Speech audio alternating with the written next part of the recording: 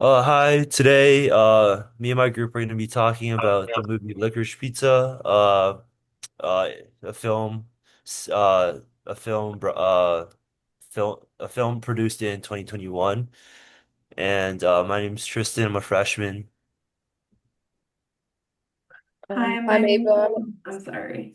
Go ahead. Hi, my name's Alana. I'm a freshman and I'm studying political science. I'm Ava. I'm a freshman and I'm studying social work. I'm Uh, Andrew.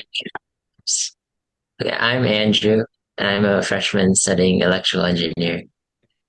And I'm Brandon. I'm a junior studying media and cinematic studies. yeah. And I'm studying business, by the way. But yeah. So, does anyone want to start it off? I would say overall, I did enjoy the movie. I felt like it was a pretty easy watch. Um, like we said, we were talking about how we see it as a coming of age film, even though Alana, the character, and Gary, even though they do portray it as a romance, I feel like I wouldn't call the movie a romance movie. I would say it's more Yeah, focused on coming of age because the two characters I feel like are both two people who are like lost and they don't know it and they gravitate with each other because of their because they're like comfortable with one another. Yeah, I Yeah. I feel would.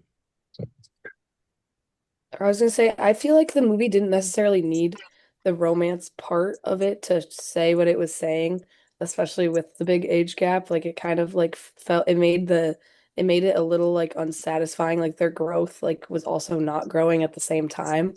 Because it's like they're doing something that isn't right, but they also have grown as people. So it's like, is it like, are they like actually growing or are they just like staying in the same place? Especially Alana being with this like 15-year-old, like, is she just like staying in the same place?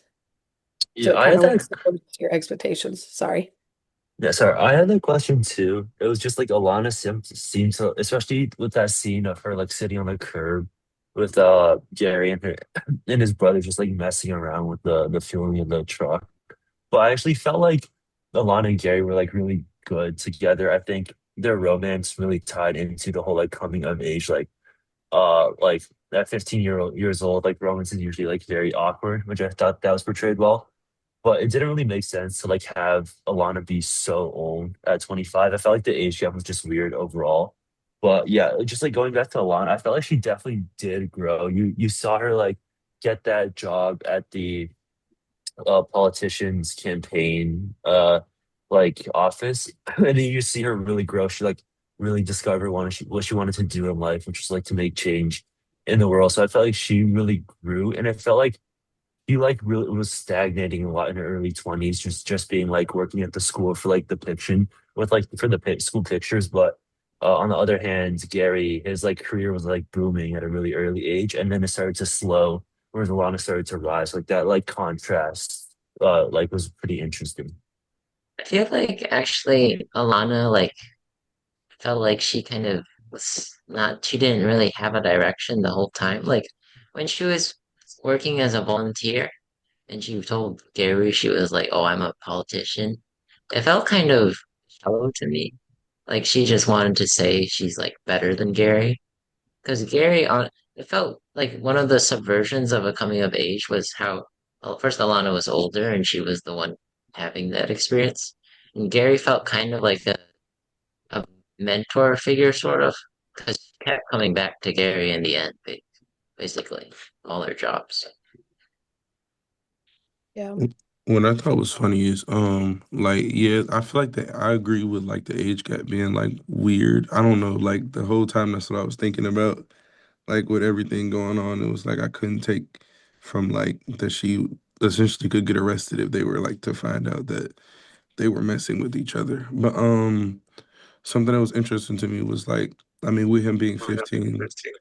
Like the whole thought process of like being a young teenager and like life just being chaotic, and then being a like early adult in your 20s in life. Like I feel like when you're in your teenage age is you finding yourself, but then when you're in your 20s is you finding what you're going to do with the rest of your life.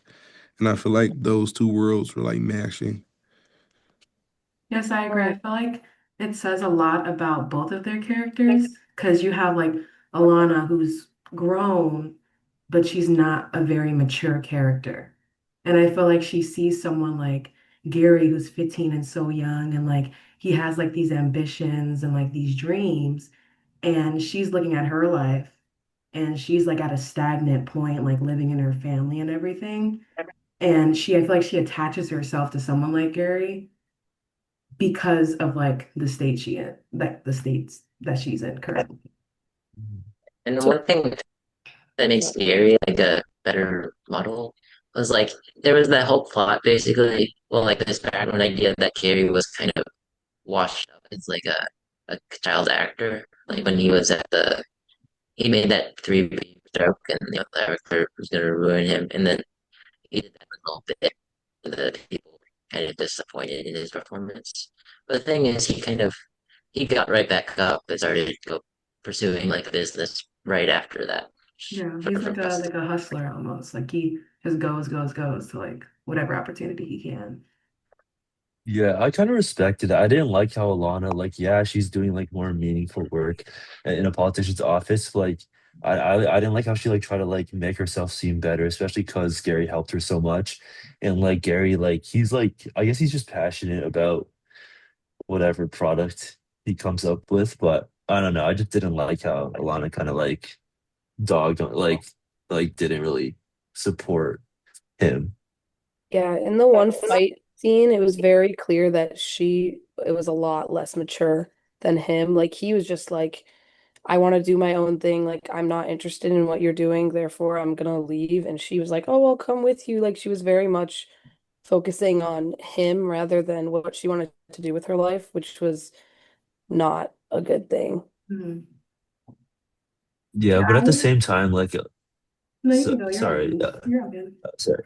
Yeah, so yeah, at the same time, like Alana did like insult Gary, but like Gary did like the whole like smoking in her face, like after like specifically getting told not to. So it's just like again, like I feel like that just ties back to the coming of age, like very awkward, immature interactions. Like despite Alana being like 25, like she still was very immature for her age. So just like I feel like that really tied back to the coming of age, and then eventually, like I guess they put their differences aside, realized that they love each other, and then got I don't know what their like status of the relationship was, but they ended up together.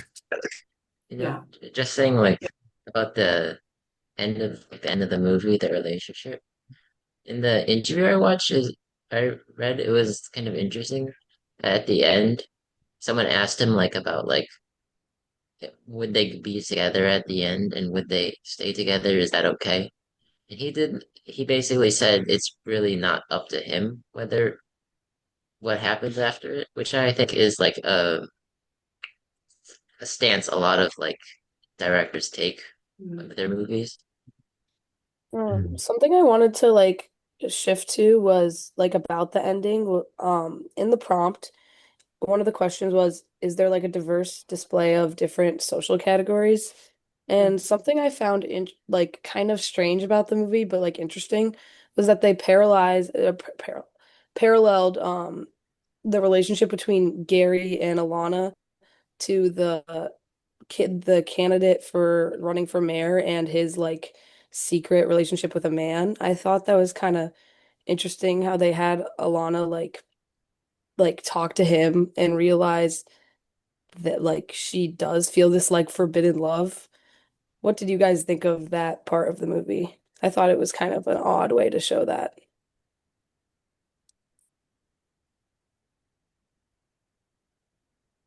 Like if do you know what I'm talking about? Like when they like hugged and then she like ran to like see him.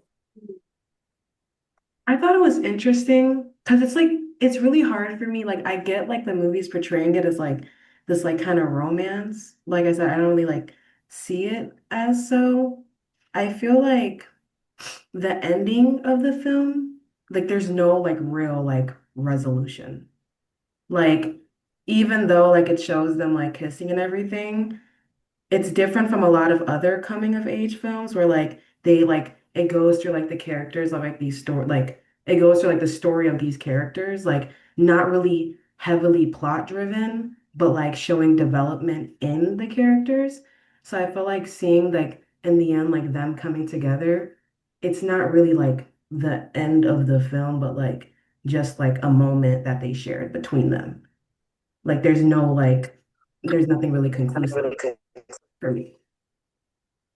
Um, one thing is like it's sort of this movie is sort of episodic, like a ton of different scenarios they're into. But like feels like it's like Alana does something come back and goes back and forth. And it feels like the end is like Alana still not she doesn't really have a direction still. So I don't yeah, it's kind of different how there's not like something that like comes to like a realization or a resolution.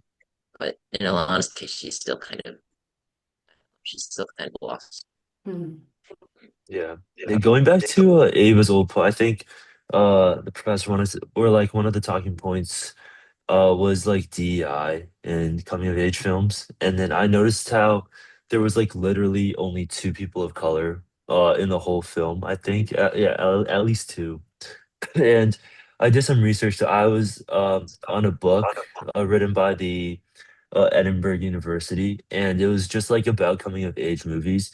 And I felt like it was really interesting. Like maybe it was like subconscious or either conscious decision to like not have a lot of people of color, but it kind of just like goes to like this is a quote that I pulled. It says the popularity of coming of age genre in the United States is partly a symptom of America's abiding fascination with the idea of innocence. This innocence is conceptually biblical in origin and is therefore further evidence of the nation's fundamentally religious character.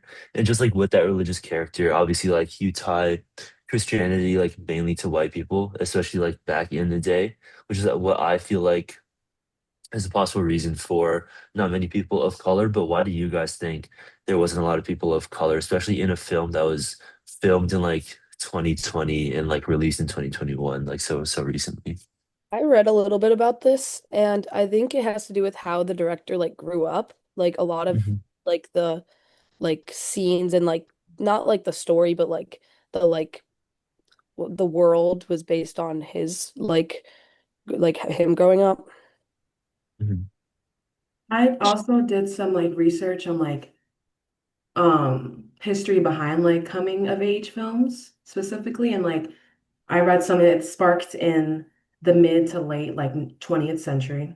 Like you have movies that like Ferris Bueller's Day Is Off, like Dead Poet Society, where mhm, it focuses on like character development, but it's notoriously known to be led by like a white male protagonist. Which why I feel like a movie like this, what makes it like unconventional is that I feel like the protagonist of this movie is Alana. Like she's the female protagonist, which differs from movies like Ferris Bueller's Days Off and stuff like that, where there's a white male protagonist.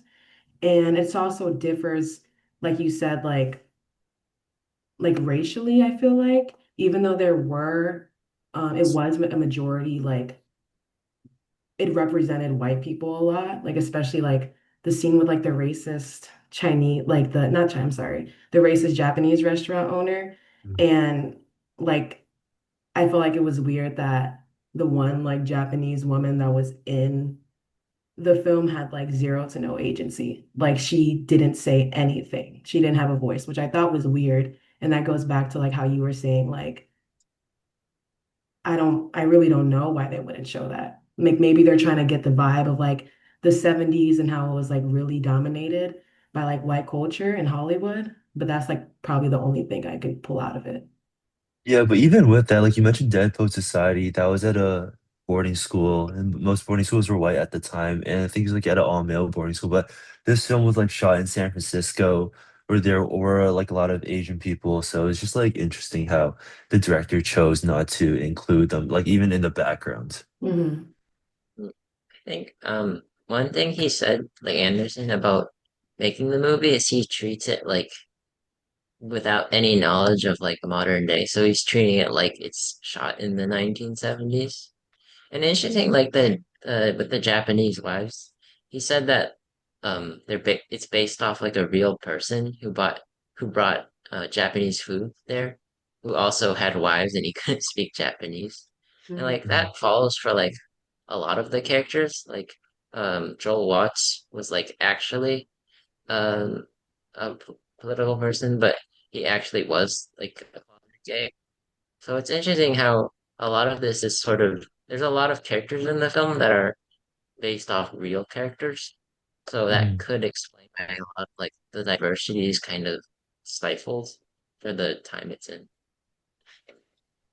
Um, like this might be a little off topic, but I also like the scene when Gary got arrested by the police and literally like he was like listening over the radio station and they were like describing whatever the like murder that they were looking for looked like. I feel like that like really takes us back to like the time of the 70s and how like police officers are literally like running around just arresting people and it was just off the strength of like, oh, you have a blue shirt on just like they just said on the radio, so you're going in for murder. And it was just so funny that they just like uncuffed him and left him there, didn't say anything to him. That scene was Yeah, crazy. It was. Yeah. Um, yeah. it's cool. I will say that the film did a really good job of showing DEI like everywhere except race. Like they had a gay couple, they had like females were like pretty well be integrated into the film, like with the main character and also just like background side character. So I feel like they did a good job there. There's that one scene. Um, there's like diversity sort of in religion, but like showing how it's kind of unacceptable, like atheism, Yeah. Lance being Mm. kicked out. Uh, do y'all think like I don't know when I was looking at like the female characters, like I feel like all of them either like sounded very sexual or like were very sexualized. Like the women that would help Gary like sell the beds, they were always like sexualized on the beds with like lingerie on, or even when she was like selling the beds, he was like, "You got to sound more sexy." Or when they were like he was looking at the newspaper and it was nothing but like sexual stuff in it. Yeah, I think that has to do with like it being like a coming of age story and it kind of even though Alana is the main character in my opinion, like it's kind of through Gary's eyes still. Like because it's kind of about both of them growing up and a lot of those things I think it just has to do with it being like how he sees things and how he wants to market his company because he's like so young and Mhm. like that's just like he doesn't respect women yet because he's just like a very young like, dude. Yeah. Mhm. I also feel like it goes into like the time period as well when it comes to like how she was being sexualized. Because even in like while she was working, almost like every position she's held, whether it was with Gary or in the very beginning when she was working at like the photo for like the photographer, she was still being like sexualized and like objectified in like a lot of different ways. Mhm. True. I was gonna say something I found really interesting about the movie was that like they used her like real, wasn't it her real, maybe not name, was it her name? It was like her whole family that was in the cast. I Oh thought that yeah, was like, an interesting touch to make it like more real, something that stood out to me. yeah, it was actually like Anderson apparently because she's actually like a part of like a band with her sisters, I think, in real life. Mm. Anderson's kind of really close to her family and Gary. So it's kind of that's probably why he included their whole family in the film. Yeah, it's interesting. I also think the movie does like a good job. I think the overall vibe of the movie does like kind of scream like that like coming of age type of like feel. Like I feel like especially for it being like a more like a modern film, it reminds me of like I don't know if you guys ever watched Call Me by Your Name with Timothy Chalamet, but they're both modern coming of age movies that do take different like unconventional approaches. Like Call Me by Your Name is an LGBTQ movie, and then this Mhm. one, Licorice Pizza, is led by like a female protagonist. And I feel like it says a lot like are these like modern like coming of age films, are they taking like a different approach, like a non-traditional approach in comparison to other older coming of age films? Yeah, I feel like that's to like keep it interesting and fresh because like we've seen the same story over and over again.